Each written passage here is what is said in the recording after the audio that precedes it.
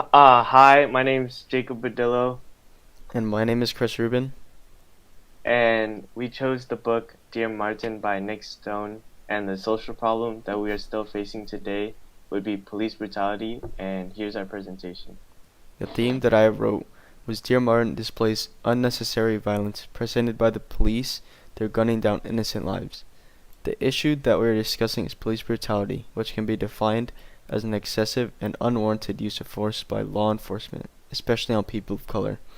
Police brutality is not a new topic and has been talked about from as far back as the 19th century with railroad strikes for unfair treatment in the workplace.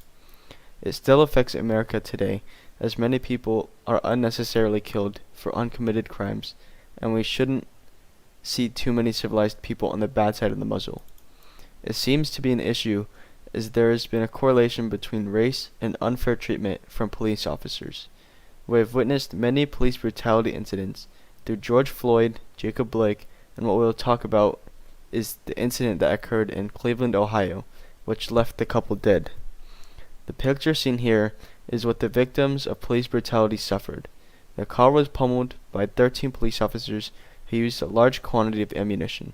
This totaled to be about 150 bullets that sprayed down the two innocent and unarmed African Americans. The name of the couple were Timothy Russell and Melissa Williams, who were presumed to be armed. The aftermath of the shooting was troubling because the result was 0 criminal convictions. On top of that, 63 police officers were suspended, and the harshest punishment given was that 6 officers were fired. This questions the values and structures of our society and how power shapes our society. Power is defined as the possession of control, authority, or influence over others. This can be seen when Justice says that in a month and a half since the racial equality discussion in Socio-Evo, Jared's been on a crusade to prove things in America are equal. Justice can be seen combating the power of police officers and the false beliefs that his white classmates hold. Okay, so our quote that we chose was the jury was unable to reach a consensus regarding the felony murder charge, and a mistrial was declared on that account. So the quote is from the point of view of the news, which strictly states the verdict of the situation without any pure context of what really occurred. The news station was unable to find that police officer Garrett Tyson had yelled racial slurs such as the N-word, which most likely provoked either Justice or Manny to escalate with expressive language because of the discrimination they both had faced.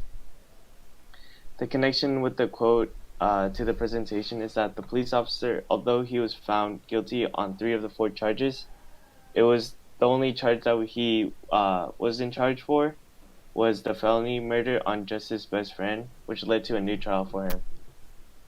This shows that the Atlanta law enforcement may hold a strong bias to the accused murderer, as he is a Caucasian man who served for the police for a long time.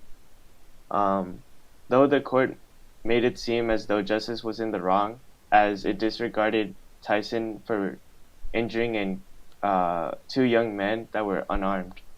The significance of this quote is that an unfair judge was willing to extend such a terrible deed performed by the police officer, and how Justice had no say on the situation as he's limited by the people above him, which are Caucasian people. Um, so the independent book ties in with the social justice issue, as Justice McAllister is the main character, who is also a victim of the very racist off-duty police officer, which had gunned him down and his best friend. And the reasoning for the best friend's death was caused by ignoring the demand by the racist police officer to lower his music. Manny was very similar to others in American society, as they were victims of unnecessary violence and killed for being innocent and framed for suspicion.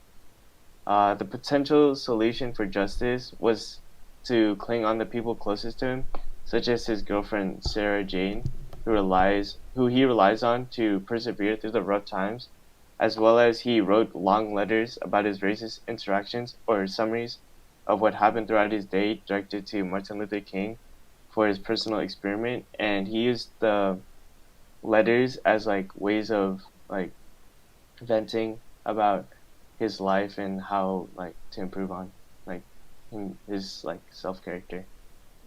And yeah, Justice was like really inspired by the African American leader for his passive interactions with situations and his peaceful demeanor among others.